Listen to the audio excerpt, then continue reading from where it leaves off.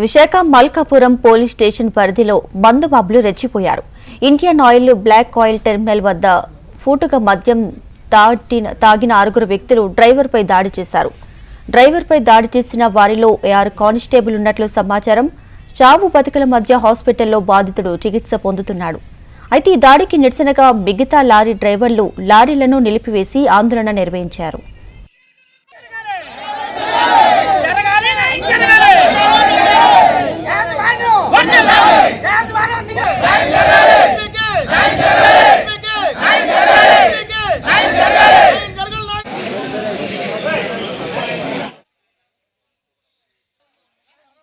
అనే కుర్రోడిని ఇక్కడ మందు తాగనాకు వచ్చిన కుర్రోళ్ళు లోకల్ కుర్రోళ్ళు అని చెప్పేసి పట్టుకుని చితకబాదేసి ఆ కుర్రోడు కోమాలోకి వెళ్ళిపోయిన పరిస్థితి అయింది. కుర్రోడు చాలా సీరియస్ గా ఉంది. దాని గురించి వానలు గాని కంపెనీ గాని ఏది కూడా ఎవరో కూడా పట్టించుకోలేదు ఇప్పటి వరకు. నిన్న మధ్యాహ్నం 1 గంటకు జరిగిన విషయాన్ని ఇప్పటి వరకు కూడా ఎవరో స్పందించట్లేదు. దాని గురించి మా కార్మికులందరూ కూడా చాలా తీవ్రంగా మేము ఖండిస్తున్నాం. మాకు న్యాయం జరిగే వరకు కూడా మేము ఎవరో కూడా ఒక డ్రైవర్ కూడా బండి తీయడు. దగ్గర కార్మికులకు భద్రత లేదండి. నిన్న సాయంత్రం రఫీ గారికి ఇలా లోడ్ చేసుకుని వస్తుంటే అవుటర్స్ ఇక్కడ వచ్చి వ్యక్తులవిడిగా మద్యం జూదం అనేది ఈ ప్రాంగణంలోనే విపరీతంగా జరుగుతుంది. ఈ యాజమాన్యానికి ఎన్నిసార్లు తెలియపరిచినా కనీసం ఎటువంటి ఇది శ్రద్ధ కూడా తీసుకోవట్లేదు. ఇక్కడ కార్మికులకు ఒక రోజు బండి లోడ్ అయ్యి వెళ్ళిందంటే అతను 4-5 రోజులు పోయాక అర్ధరాత్రి అపరాత్రి ఇక్కడికి వస్తాడు. వచ్చి ఇక్కడ నుంచి డొక్కు పెట్టి ఇక్కడ పార్క్ చేసి ఆయన సొంత వెహికల్ మీద ఇంటికి వెళ్ళాలి.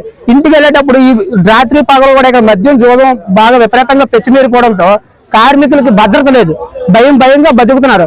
ఇక్కడ లోడింగ్ కూడా ప్రతి కంపెనీ ఉదయం 8 గంటలకు లోడింగ్ స్టార్ట్ అయ్యి 5 గంటలకల్లా క్లోజ్ అయిపోద్ది. కానీ ఈ కంపెనీ మాత్రం రోజు 10 గంటల వరకు లోడింగ్ చేస్తారు. నైట్ ఎక్కువ లోడింగ్ జరుగుతుంది. ఎందుకోసం ఇలాగా ప్రతి కంపెనీ మార్నింగ్ టైంలో లోడింగ్ జరుగుతుంది కదా, ఈ కంపెనీ మాత్రం నైటే లోడింగ్ జరుగుతుంది. అసలు లోపల ఏం జరుగుతుంది? లోపల మాత్రం కాటాలు పనిచేయవు, ర్యాంపుల మీద అసలు సామగ్రి కూడా సరిగ్గా పనిచేయదు. ఎన్నిసార్లు రిఫైనరీకి తెలియపరిచిన వాళ్ళు మాత్రం చేస్తాం అంటున్నారు. కానీ కార్మికుల సమస్యలు ఏవి కూడా పరిష్కరించట్లేదు.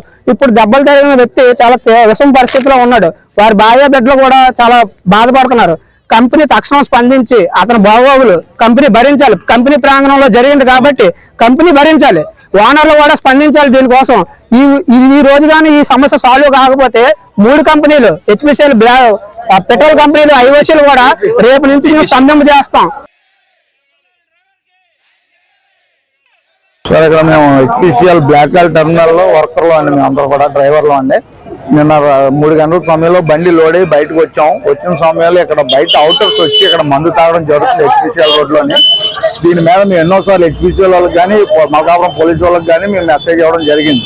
ఎవరో కూడా దీని మీద యాక్షన్ తీసుకోకపోతే నేను ట్యాంకర్ లోడ్ అయ్యి బయటకు వచ్చి కొద్దిగా బండి పక్క పెట్టుకున్నాం పార్కింగ్ లో అని చెప్పేసి డ్రైవర్ బైక్ని తీయమన్నాడు. మందు తాగడానికి వచ్చిన వాళ్ళని బైక్ని తీయమన్నాడు.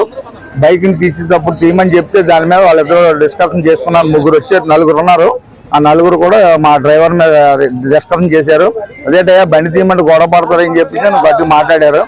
మాట్లాడితే అందులో ఒక కానిస్టేబుల్ కూడా ఉన్నారు. ఆ 4లో కూడా ఒక కానిస్టేబుల్ కూడా ఉన్నారు. ఆయన సస్పెండ్ అయిన దాంట్లో కానిస్టేబుల్ కూడా ఉన్నాడు 5లోని. ఆ కానిస్టేబుల్ వచ్చి వెనకాల మా డ్రైవర్ మీద ఏమో రాయి తీసుకుని ఆ మధ్యలో ఉన్న రాయిని తీసుకుని బుర్ర మీద కొట్టడం జరిగింది. బుర్ర మీద కొట్టినట్టు ఆయనకి చెవంట ముక్కంటే బ్లడ్లు కావడం జరిగింది. ఏమంటే పక్కన పడిపోయి ఈలోపు మిగతా మా కార్యక్రమాలందరికీ తెలిసిన తర్వాత మేము మెసేజ్ తెలుసుకుని అక్కడ రావడం జరిగేసరికి వీళ్ళు పారిపోయారండి. 4 కూడా పారిపోయారు. 5 మొత్తం 5 పారిపోయారు. పారిపోయిన తర్వాత మేము హెచ్పిసిఎల్ వాళ్ళకి మెసేజ్ ఇచ్చాం. మా యూనియన్ వర్కర్స్ యూనియన్ సెక్రటరీ గారికి ప్రెసిడెంట్ గారికి కూడా మెసేజ్ ఇచ్చాం. వీళ్ళందరూ వచ్చి పోలీస్ స్టేషన్కి వెళ్ళి కంప్లైంట్ ఇవ్వడం జరిగింది. ఇప్పుడు ఆ కుర్రాడి పరిస్థితి ఆర్కే హాస్పిటల్లో ఉన్నాడు.